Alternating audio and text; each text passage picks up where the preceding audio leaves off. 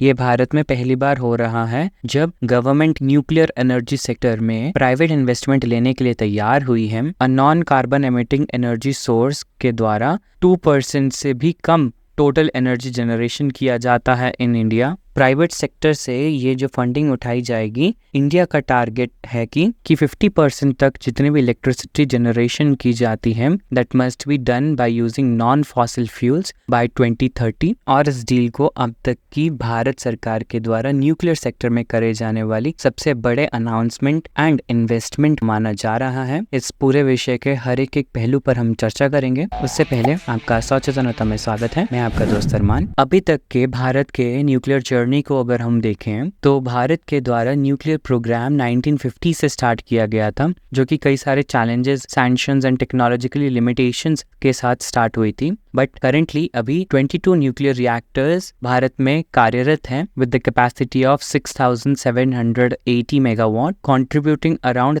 3% of electricity generation. और इसके चलते न्यूक्लियर पावर को एक्सपैंड करने में भी कई सारी प्रॉब्लम सामने आती हैं, जिसमें कि public concern and cost competitiveness है। तो इसी कारण से ये देखना बहुत महत्वपूर्ण हो जाता है कि गवर्नमेंट के द्वारा ये जो $26 बिलियन का प्राइवेट सेक्टर से फंडिंग लेकर के वो किस प्रकार से स्ट्रेटेजिकली इम्प्लीमेंट करते हैं, जिससे कि ये सभी चैलेंजेस को सरपास करते हुए भारत को क्लीन एनर्जी सोर्सेज मिलेंगी। तो इस इनिशिएटिव का एम 11,000 मेगावाट कैपेसिटी वाले नए न्यूक्लियर प्लांट को एस्टैब्लिश करना बाय 2040। पर इस प्रोजेक्ट की सभी स्पेसिफिक जानकारियां अभी सामने नहीं लाई गई हैं। अभी तक इंडिया में जितना भी ये न्यूक्लियर पावर सेक्टर डेवलप हुआ है, उसमें अगर हम इम्पोर्टेंट की प्लेयर्स की बात करें तो इसमें IAEA, एक इंटरनेशनल ऑर्गेनाइजेशन जो कि अपने टेक्निकल असिस्टेंस एंड अन्य कई मायनों में बहुत ही सपोर्टिव रहा है अंडर द नॉन प्रोलाइफरेशन ट्रीटीज। इसके अलावा फ्रांस, US, रशिया जैसे बहुत सारे potential technology and fuel suppliers रहे हैं despite of rising geopolitical consideration. और इसके अलावा कई सारे अन्य international multilateral institutes like world bank, Asian infrastructure investment bank, जो कि लोन्स और गारंटीज एंड फाइनेंशियल एस्पेक्ट में बहुत ही मददगार रहे हैं। परंतु भारत सरकार के द्वारा सामने रखे गए प्रस्ताव को अगर हम देखें तो उसमें कई सारे बड़े बड़े प्राइवेट सेक्टर्स की कंपनीज जुड़ने के लिए सामने आ सकती हैं, जिसमें कि भारतीय कंपनियों में Reliance, Tata powers, Adani powers, L&T जैसे कई सारे दिग्गज सामने आ सकते हैं। जिसमें से कि टाटा पावर्स के पास ऑलरेडी कुछ एग्जिस्टिंग न्यूक्लियर प्लांट्स हैं एंड वो उसके आगे एक्सपेंशन के लिए और भी काम करने के लिए तैयार हैं। और इन्हीं के साथ कुछ अन्य इंटरनेशनल प्लेयर्स भी भारत के साथ जुड़ करके इसमें काम कर सकते हैं, जिसमें से कि वेस्टिंग हाउस फ्रॉम US, जिन्हें की भारत में रिएक्टर्स बनाने का पहले से ही एक्सपीरियंस है। इसके साथ रशिया की रोसतम भारत के एग्जिस्टिंग न्यूक्लियर प्लांट्स में ऑलरेडी फ्यूल सप्लाई करती है एंड पोटेंशियली आगे वो रिएक्टर की टेक्नोलॉजी भी भारत के साथ शेयर करके यहाँ पर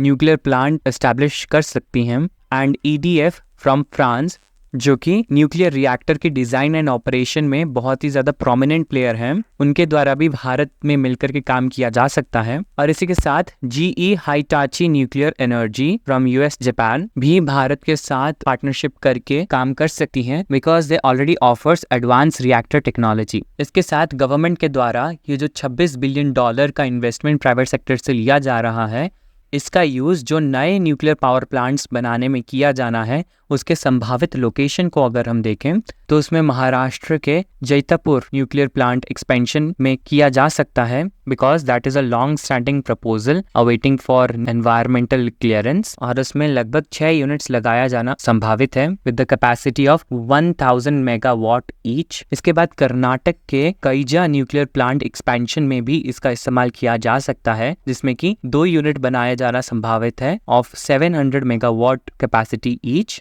और हाल ही में भी वहां पर कुछ यूनिट्स पे काम चल रहा है, जिसमें से कि एटलीस्ट 3 यूनिट्स 2025 तक ऑपरेशनल हो जाएंगी। इसके साथ मध्य प्रदेश के चुटका एंड भीमपुर साइट्स को भी आइडेंटिफाई किया गया है, जहां पर कि 600 मेगावाट्स की कैपेसिटी के यूनिट्स को लगाया जाना संभावित है, परंतु वो अभी बहुत ही early stage of feasibility studies पर है। और इसके साथ साथ राजस्थान एंड हरियाणा के एरिया में भी लगाया जाना संभावित है, क्योंकि गोरखपुर हरियाणा अणु विद्युत परियोजना में 4 units each of 700 megawatt capacity under construction है, जिसमें से कि कम 1 यूनिट का 2025 तक ऑपरेशनल होना संभावित है।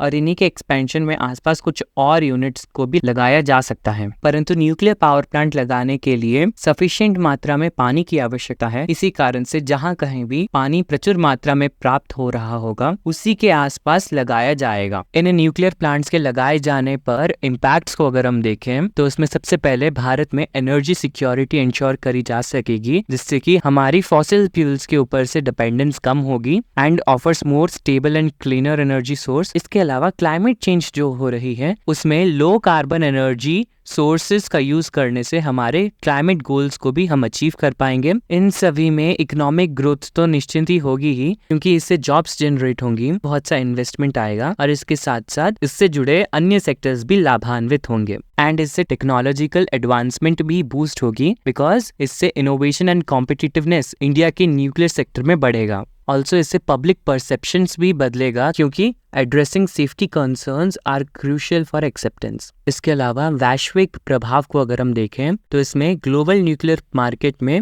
Attracts funding and innovation. इसके साथ जियोपॉलिटिकल रीअलाइनमेंट्स भी होंगी, because these energy power affects the regional power dynamics and partnerships. Bharat के न्यूक्लियर वेस्ट मैनेजमेंट में भी ये बहुत महत्वपूर्ण होगा, क्योंकि हम ग्लोबली कोलैबोरेशन कर पाएंगे for a safe and a sustainable disposal needed. पर इन सभी प्रभावों के बाद कई सारे चैलेंजेस भी इसमें सामने आते हैं। तो इसमें सबसे पहले एनवायरमेंट रेगुलेशंस को कंसीडर करना पड़ेगा, जो कि कंफर्टेबल होने पर ही प्राइवेट फंडिंग्स को अट्रैक्ट करेगा। देन टेक्नोलॉजिकल ट्रांसफर, क्योंकि हमें सेल्फ रिलायंस को अचीव करना है विद फॉरेन टेक्नोलॉजी एक्सेस। इसी के साथ फाइनेंशियल वायबिलिटी, जो कि एक लॉन्ग टर्म फाइनेंशियल बेनिफिट को गारंटी करता है। और इसमें सबसे महत्वपूर्ण कम्युनिटी एंगेजमेंट आता है, क्योंकि इसमें ओपन कम्युनिकेशन करने से ही जो वहाँ के लोकल्स के कंसर्न है उसको हम एड्रेस कर पाएंगे। और इस प्रोजेक्ट्स के जैसे कि बहुत सारे बेनिफिट्स एंड चैलेंजेस को हमने डिस्कस किया, जो कि एक सिग्निफिकेंट पोटेंशियल रखता है in India's energy sector, climate goals and economic growth. क्योंकि इस प्रकार के प्रोजेक्ट्स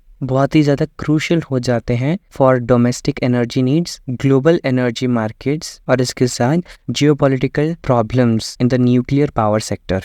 इस विषय में आगे भी बहुत सारे बड़ी बड़ी डेवलपमेंट्स होने का अनुमान लगाया जा रहा है, तो उन सभी खबरों पर आपके लिए हम अपडेट्स लाते रहेंगे। आप इस विषय में क्या राय रखते हैं कमेंट सेक्शन में अपनी राय ज़रूर लिखिएगा। इस वीडियो के लिए इतना ही। Stay tuned for the next video.